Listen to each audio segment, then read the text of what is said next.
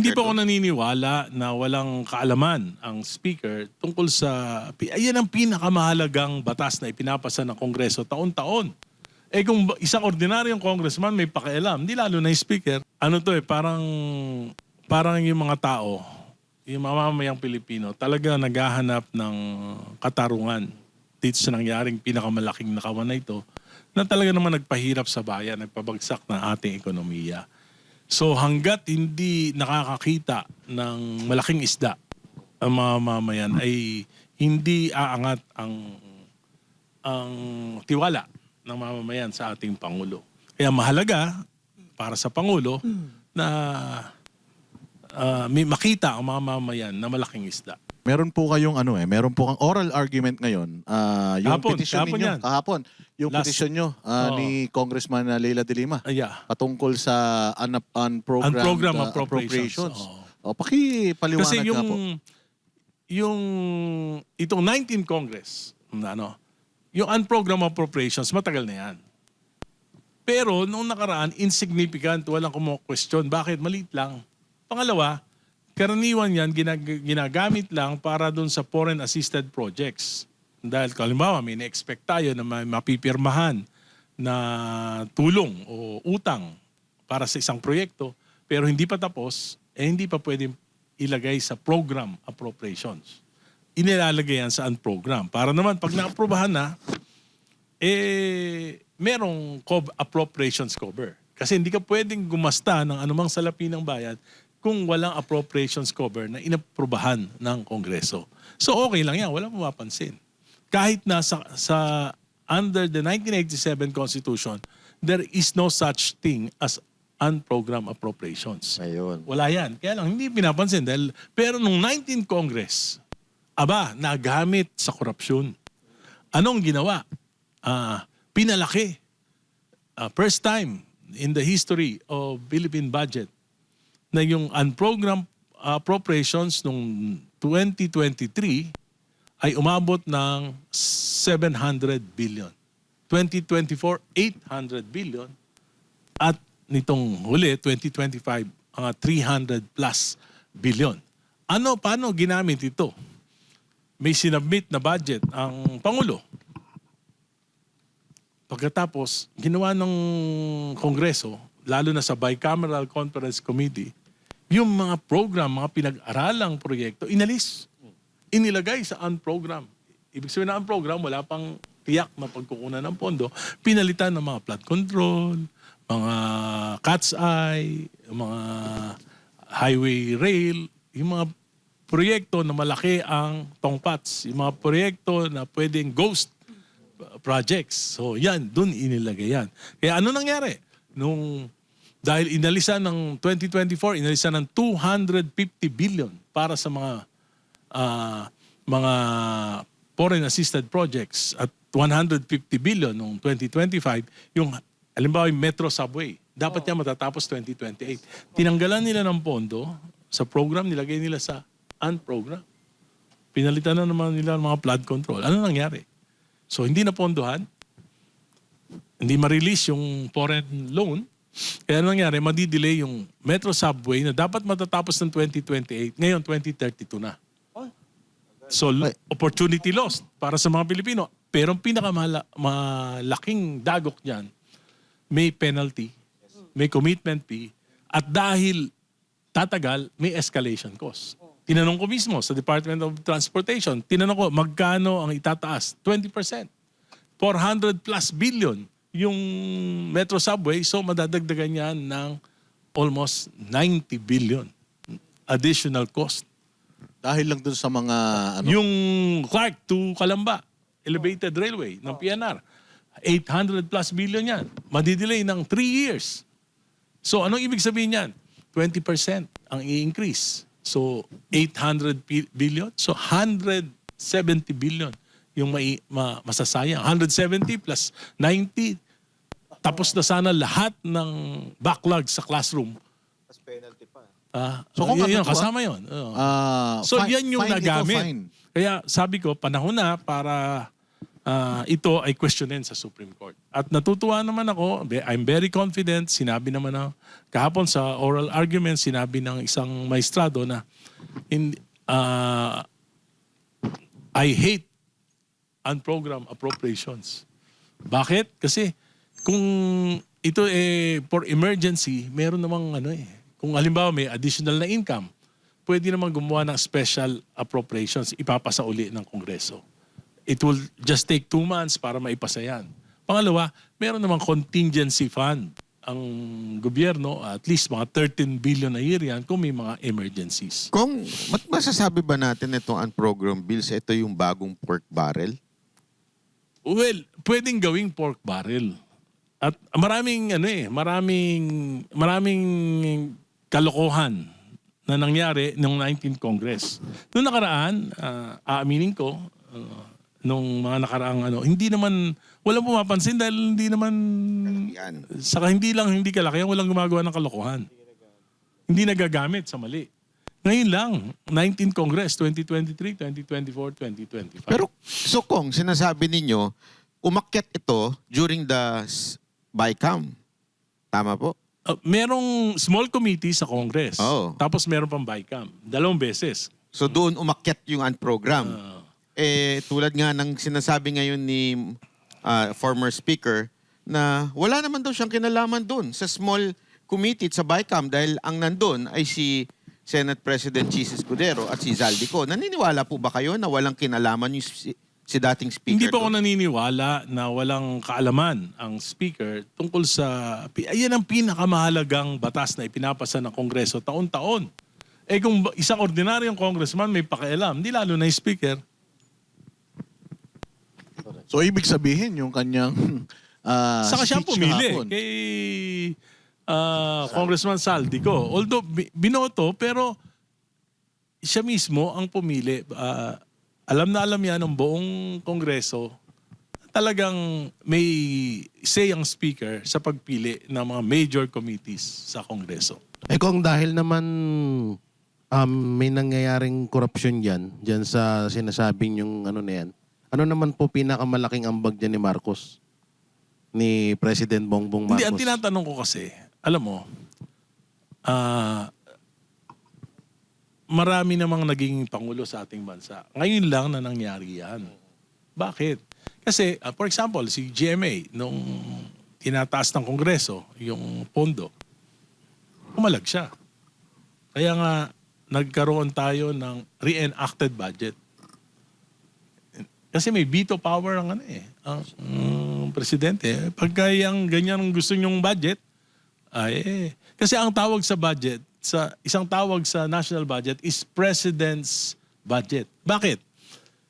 Yan yung plano mo para sa bayan mo. Ang tawag niyan, Philippine Development Plan. So para magawa mo yung Philippine Development Plan, yung mabawat ahensya ng gobyerno, gumagawa sila ng plano. Infrastructure, ito para matupad tong Philippine Development. Health, ito para matupad. Education, para matupad yung mga pangarap mo para sa taon na ito. So pagka binabago mo yan, binabago mo yung Philippine Development Plan. Presidente yan siya ang nagpaplano niyan di ba? So, hindi mapayag si GMA, si Pinoy, hindi mapayag. At maging si President Duterte, hindi siya pumayag, di ba? So, pagdating dito, sinalaula ng 19th Congress yung budget ng Pangulo, 2023. Hindi ako naniniwala na hindi niya, siguro kung 1 taon, baka pwede, napalusutan siya. Pero kung 3 taon, andyan yung kanyang mga gabinete, ba't hindi niya alam? So sabi ko, it's a question of complicity, it's a question of complicity or competency. Di ba? So naniniwala kayo na may direktang kaalaman si Marcos Kaya nga, dito sa... tanong ko, kung hindi niya alam yan, ano yung susunod? Pag hindi niya alam, presidente ka, hindi mo alam, Incompetent. Umalis ka na dyan. It's a question of complicity or competency. Kaya nga, maraming lumabas during the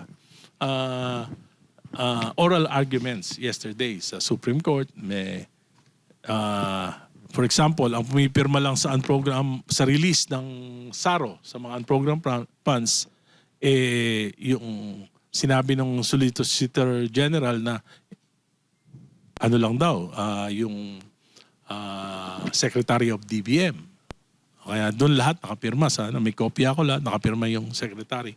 Pero meron din provision na dapat yan aprobahan ng presidente for at least for 2024 national budget. Parang hindi nasunod 'yon.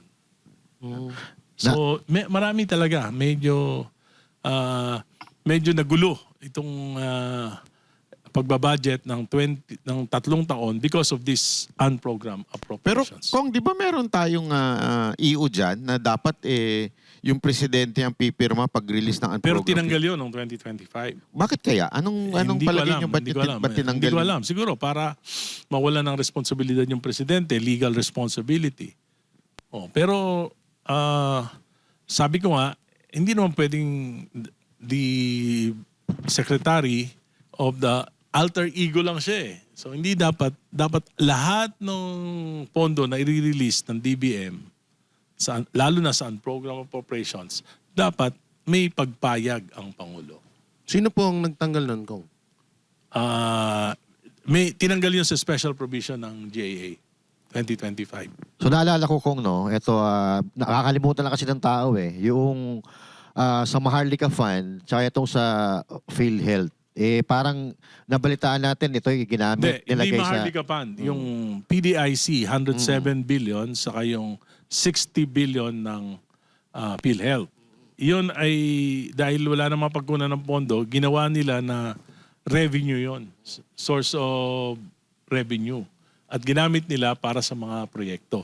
At nakita ko sa program appropriations, marami yung napondohan ng PhilHealth at ng PDIC ng mga flood control, mga proyekto. Ano pong sinasuggest ninyo doon sa inyong petisyon sa Supreme Court? And I-declare na unconstitutional yung unprogrammed appropriations dahil meron namang paraan na kung sakasakali may excess na income at may mahigpit na pangangailangan, magpasala lang ng special appropriations o kaya gamitin na lang yung contingency fund. so totally scrap natin yun. Pag na-declare ng Supreme Court, wala na yun. Kaya nga mahalaga na ma-desisyonan to before the 2027 budget na mapag-usapan ng Kongreso para kung sa ganun, wala na talaga yan. Sa kaalaman ng mga kababayan natin, kung ano ang magiging benepisyo ng masang Pilipino dito sa inyong petisyon? Well, ang sinasabi nila kasi, ang dahilan ng unprogrammed appropriations para daw mapadali. Ibig sabihin, convenience. Pero sabi ko, yung safeguard is more important than convenience. So sa tingin nyo Kong bilang kongresista, dito ba nanggagaling sa unprogrammed appropriation yung karamihan sa nakukurap na pera ng taong bayan? Nitong 3 taon, nitong 2023, 24, 25, marami po galing doon. Paano sa 2020? 2026 po, nabantayan namin eh. Safe Nandun po na. ako. Okay na po siya. Kung di ba Meron pa rin, pero yun nga, kaya nga kinestyon ko, meron pa rin 150 billion, pero hindi masyadong controversial ngayon. Pero sabi ko nga, kahit hindi controversial ngayon yan, paano sa susunod na taon? Mga susunod na taon, kung tahimik na, walang gano'ng nagbabantay. Kaya mabuti pa, ngayon pa lang, matuldo ka na yan. kung sabi mo sa isang interview mo, mas malaki yung 2024 na nakurakot kaysa sa 2025. Paano Ang sabi po ko, yan 2024 nangyari? is more corrupt than the Yes, 2025 budget. Kasi nga, mas malaki yung unprogrammed appropriations doon. Pero parang ang lumalabas 2025 no? Kasi yun doon nabuko eh. Mm. Hindi na pag-aralan pa yung 2024, 2023. Nung pinag-aralan ko, nakita ko ang 2024 ang pinakamalaking dagok sa bansang Pilipinas. Punta tayo kung sa mainit na issue, itong latest na speech ni Speaker Romualdez, dating Speaker Romualdez. Anong inyong reaction nung una nyong napanood itong speech ni Speaker Romualdez? Sa pumayat siya. Hindi, ang tingin ko, ang sinasabi niya, parang dahil sinabi nga na ni Ombudsman Remulla na kakasuhan nila ng plunder, parang ang sinasabi niya, aba, hindi ako mastermind. At ayoko na akong gawin yung scapegoat. And I will not go down alone. Sama-sama sila. Sama-sama tayo. So may pag-amin yun, Kong. Hindi ko alam. Directly. Siguro, hayaan na natin sa imagination ng lahat yung kanilang yung Pero ibig kung may sabihin. tanong ako, Pero ang ibig sabihin, kasi ang problema talaga, maraming pinapangako si Presidente na hindi niya natutupad. Di ba? Una, sabi niya, pa-imbestigahan niya talaga. So, binuo niya yung ICI, Independent Commission for Infrastructure. Magaling si Babe Singson, magaling si Pajardo, nag-resign. Hindi na ponduan. At ang pinakamahalaga na report dapat ng ICI, hindi lang kung sino yung mga nagkasala. Ang pinakamahalaga doon, ano yung proseso na nangyari kung bakit umabot sa ganito yung korupsyon. Kasi kung nakita yung proseso na pag-aralan at nagbigay ng recommendations kung paano para hindi na maulit ito, maganda sana. Pero hanggang ngayon, hindi natin alam kung ano naging silbi nung ICI. Pangalawa, sinabi niya, priority legislation niya, yung Independent Commission. Isa nga ako sa author ng Independent Commission for Infrastructure. Corruption in Infrastructure. So, minadali yan dahil sabi niya, priorities. Minadali namin yan. Nag-overtime kami, naipasa namin sa committee. Tapos biglang hininto. Maski si Senator Soto, sabi niya, ipapasa ng Senado. Biglang nahinto. Pero Diba? kung Pangatlo, sabi niya, yung political reforms. Ako yung unang-unang nagsalita sa Kongreso na ang pinakamalaking dapat na gawin ng Pangulo para mahinto ito, political reforms. Yung prosecution ng mga offenders, may legal na proseso yan. Matagal na yan. Matagal yang gawin. Due process. Pero, dahil nangyari yan, may utang ang Pangulo sa bayan na magkaroon ng mga reforma. At sinabi ko nga, isa sa mga reforma na isang dahilan ng korupsyon, yung anti-political dynasty. So, prioritize niya rin. Di ba? Sinabi niya, priority. Sabi niya, priority. Priority. Pagkatapos, nag-file yung anak niya ng hoax, anti-political, hindi naman anti-political yun eh. Ano yun? Pro-political dynasty. Institutionalizing political dynasties. Kaya, sabi ko, marami siyang pangako na hindi niya natutupad. Sabi niya, magpapakulong siya December. Walang nangyari. Ngayon, nagsalita si Ombudsman Remulla, May. Malapit na yung May. Magiging mainit daw ang At summer. ngayon, siguro, talagang maliit na yung elbow room ng administration. Pag hindi pa matutupad to, talagang medyo mako-question na talaga yung credibilidad nila na bigyan ng solusyon. Itong pinakamalaking nakawan na nangyari sa national, sabi ko nga, the greatest heist in the history of Philippine budgeting and infrastructure. nagtuturuan na sila ngayon, no? Kahapon maraming naganap. May nagsalita si Boying Remulla na hindi papayagan si Martin Romualdez. And after that, nagbigay ng speech si Martin Romualdez. Then It's after that, actually a threat na huwag niyo akong gagalawin. Pag ginalaw niyo ako, So so warning, tingin nyo kung it's a threat. takot din sila kay Martin Romualdez kasi parang maraming It alam will eh. depend on what will be their actions after the speech of... Pero kung tinutumbok ni Speaker Romualdez doon na sa executive nagsimula, Yes. Hindi. Nag-ending din Sinabi ni ang execution, budget execution. Kami gumagawa ng budget pero nag-execute yung executive. Kung merong flood control ghost project, executive yan, hindi yan legislative. Yun ang sinasabi. hindi nga po niya ito pinangalanan direkta si Bongbong Marcos. Pero sa inyong palagay po, sa Basta tingin niyo po, sinasabi niya executive. Kaya nga sabi ko, it's a threat. Ngayon, to whom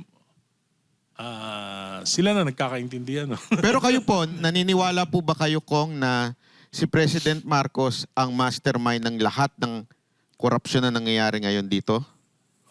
Well, ang sinabi ko nga, di ba, it's a question of complicity or competence. And both are impeachable offense. para kayo lang, naniniwala ka ba o... Yun nga, sinabi ko, it's a question of, kasi I don't want to, to prejudge. Kasi may dalawang possibility. Ang dalawang possibility, competency or complicity. But again, both are impeachable. Yes. So yung magpinsan, Kong Erice, sa tingin ninyo, kasi nababalitaan niyo yan, meron ng lamat yung dalawang magpinsan. Hindi, ayoko makialam doon sa relasyon nila. Ayoko Hindi, I mean, doon sa Kasi, political. Alam mo, kaya ang sinasabi ko, ayoko na mag-speculate eh. Ayoko mag-speculate. Yung gusto kong mga salita, may pinanggagalingan na basehan. Ayoko nang dahil lang sa ganyan, ay meron na ako kagad na conclusion. Di ba? So,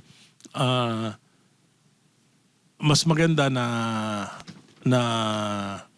ika nga maunawaan ito sa perspektibo na fair at hindi dahil sa galit ka sa isang tao lahat ng Nagsisisi. hindi lang nagsisisi kundi magiging bias ka na sa mga sa paghuhusga mo sa kanya. Kaya para kay Presidente, sinasabi ko, Mr. President, 2023, 24, 25, bakit ka pumayag na sa laulain? Dapat sagutin mo ito sa bayan. At tinanong ako, kung may it's a question. Tinanong ako kung sa tingin ko may kinalaman ng Pangulo. Sabi ko, it's a question of competence, complicity or competency. Kaya ko natanong yun kasi posible na merong ghost projects, flood control scandal. Hindi posible, talaga meron. Posibleng magkasama yung dalawang magpinsan or yun na nga, Ano na yun yung determination of facts na yun So, dapat talaga ang pinakamalaking responsibilidad ng Pangulo, pag-imbestigahan niya ng fair. Kaya nga dapat may independent commission. Di ba? May independent commission na mag-iimbestiga ng detalye. Kung paano nagastos. na wala namang nangyari. Dahil sabi ko nga, mas mahalaga na malaman kung paano ginawa ito kaysa kung sino yung gumawa. Kasi pag hindi natin nalaman kung paano ginagawa ito, maulit at maulit ito. Pero kung sino dapat ang managot? Si former Speaker Martin Romualdez o si Marcos Jr. tungkol sa nakawan na to? Depende nga yun sa magiging resulta ng investigasyon. Ang problema nga, natigil yung investigasyon. So, pero siyempre, ang may pinakamalaking responsibilidad yung Pangulo. Siya yung nagpapatakbo ng bansa Responsibilidad niya na malaman ang katotohanan, responsibilidad niya na panagutin yung mga dapat managot, responsibilidad niya na hindi na maulit ito.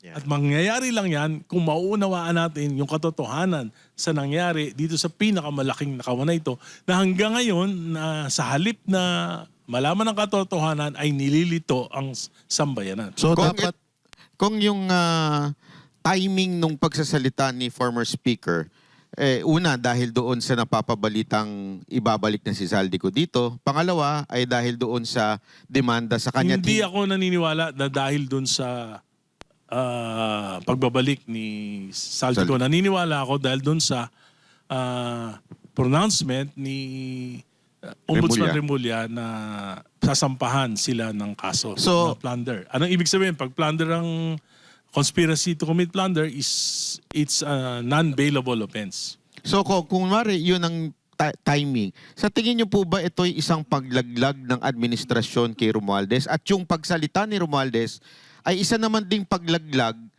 sa administrasyon?